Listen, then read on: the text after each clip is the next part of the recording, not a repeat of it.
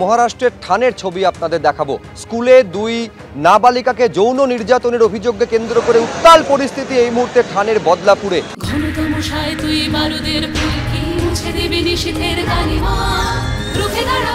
একজন মা হয়ে বলছি, সফল জীবনের জন্য যেমন চাই মজবুত হয়ে ওঠা শিক্ষা, মজবুত চুলের জন্য তেমনই চাই Alopex long and strong hair oil.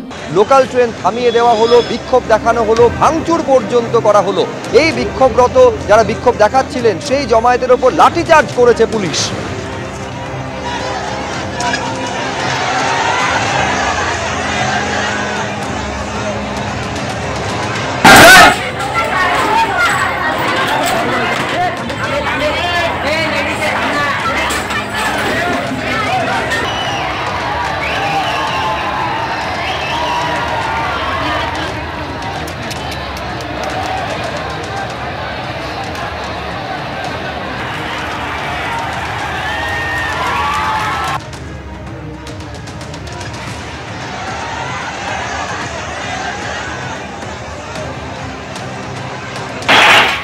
RG Kar medical কলেজের প্রাক্তন অধ্যক্ষকে 8 ঘন্টারও বেশি সময় ধরে জিজ্ঞাসাবাদ পর্ব চলছে, অর্থাৎ 5 দিনের যদি হিসেব করা যায় প্রায় 58 ঘন্টা আবির জিজ্ঞাসাবাদ চলছে সন্দীপ ঘোষের। কি জানতে পারছো?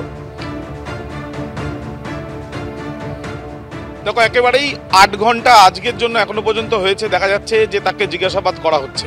কেন জিজ্ঞাসাবাদ করা হচ্ছে? তার কারণ তার বেশ কিছু বক্তব্য যেগুলো নিয়ে সিবিআই এর আধিকারিকদের বেশ কিছু সন্দেহ রয়েছে, এবং সেই সন্দেহ কেন, তার কারণ হচ্ছে তার দেওয়া তথ্য এবং তার যে বক্তব্য এবং সিবিআই এর বিভিন্ন জায়গা থেকে সংগ্রহ করা তথ্য প্রমাণ, সেখানে কিন্তু বেশ কিছু অমিল দেখা যাচ্ছে, এবং সেই জন্যই তাকে বারংবার জিজ্ঞাসাবাদ করা হচ্ছে।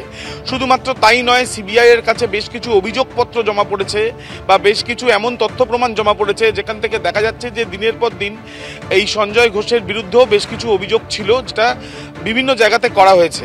এবং এই ঘটনা যেটা ঘটেছে, যেখানে ধর্ষণ করে নৃশংসভাবে খুন, সেই ঘটনায় এই বিষয়গুলোকে, সেগুলো যেহেতু বাইরে চলে আসতে পারে, সেগুলো কি কোনো রকমভাবে ভাবছিলেন সঞ্জয়, সেই বিষয়টা কিন্তু তাদেরকে ভাবাচ্ছে।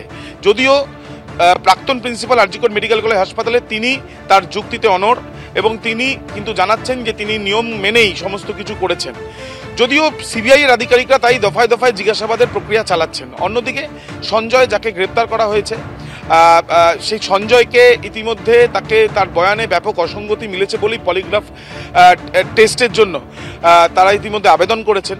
এবং তার সঙ্গে সঙ্গে তোমায় জানাই যে তার যে বিভিন্ন জায়গাতে যে বিচরণ, সেটা কি কারণে, কার ইনফ্লুয়েন্সে বা কার প্রভাবে, সেই জন্যই অনুপ দত্ত এএসআই, তিনি কলকাতা পুলিশের ওয়েলফেয়ার বোর্ডের তিনি অন্যতম সদস্য, তাকে ডেকে পাঠানো হয়েছে। বেশ কিছু ছবি সিবিআই এর আধিকারিকদের হাতে রয়েছে, যে ছবি থেকে দেখা যাচ্ছে সঞ্জয়ের সঙ্গে তিনি রয়েছেন, এবং তথ্য প্রমাণ সংগ্রহ করে তারা এটাও জানতে পারছেন, যেটা কলকাতা পুলিশের ক্ষেত্রেও তারা যে তদন্ত করছে সেখানেও বেশ কিছু তথ্য উঠে এসেছিল।